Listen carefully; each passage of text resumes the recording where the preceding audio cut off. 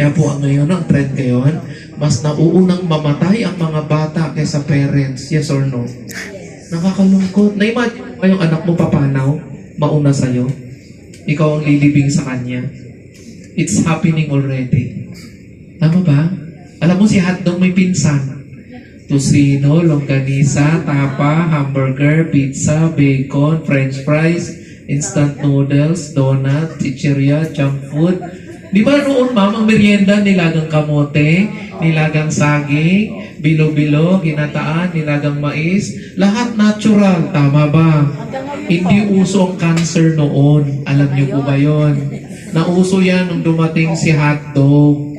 1980, so dumating si hotdog. Dala-dala ni tada-tada.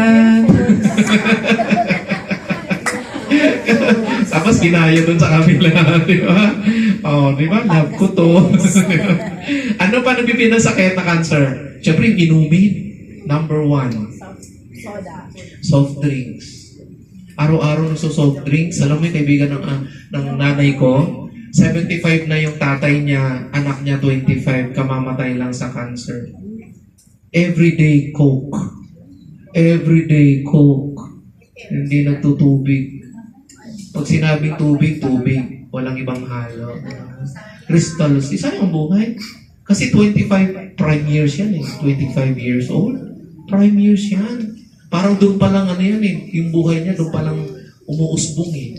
Okay lang, 75 ka na, 85 ka na, di ba? Understandable. Pero 25 years old, kawawa. Lalo na yung mga nasa PGH ngayon. Alam niyo ba sa PGH, pag pumunta ko kayo, meron isang buong building doon na puro cancer patient bata. 4 years old, may cancer na. 5 years old, may cancer na. Nagkikimo na. Imagine mo yon. Sino kaya nagbigay sa kanya ng sakit na yun?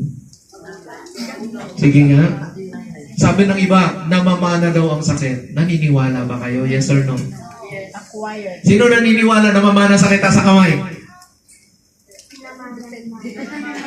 Alam niyo po ang pinapamana, yung recipe ni nanay.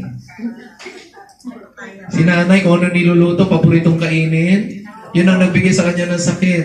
Kinakain ni nanay, kinakain ng anak. Yung kinakain ni nanay, kinakain ng anak, yung anak, yun din ang nagiging sakit ni nanay. Tama o tama?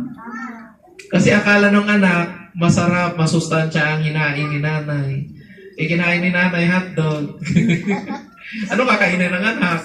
Hotdog. Ano papamana ng nanay? Nakita niyo po yung pattern? You have to break that pattern. Hindi po kayo pinamanahan ng cancer. Pinamanahan kayo ng recipe sa pagkain. Kung anong lifestyle natin, yun po ang nagbibigay ng sakit. Tama or tama? Tama. Bukod sa pagkain, inumin, yung stress ba nagbibigay ng sakit? Yes or no? Ano nakaka-stress sa lahat? Siyempre, pag nandyan na si Juna, kailan si Juna? Juna ang kuryente. Juna ang upa. Oh, yes, kapatid ni Judith. Judith ng tubig. Judith ng Kuryente. Wi-Fi, ng internet. So, ano pa nagbibigay ng sakit? Ha? Pag lagi ka sa London, alam niyo yun? Loan dito, loan doon.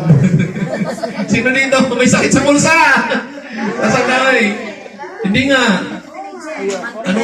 Anong stage na yan, ma'am? Stage 4. May solusyon pa ba yun? Yes, meron po. So ngayon, eto na yung sakit ng katawan natin. Nakikita po yan sa lab test mo. Sino dito may lab test po? Taas ang kamay. Lab test galing po sa doktor sa laboratory. Doon mo kasi malalaman at yun din ang tinitingnan ng mga doktor kung anong level na yung sakit mo.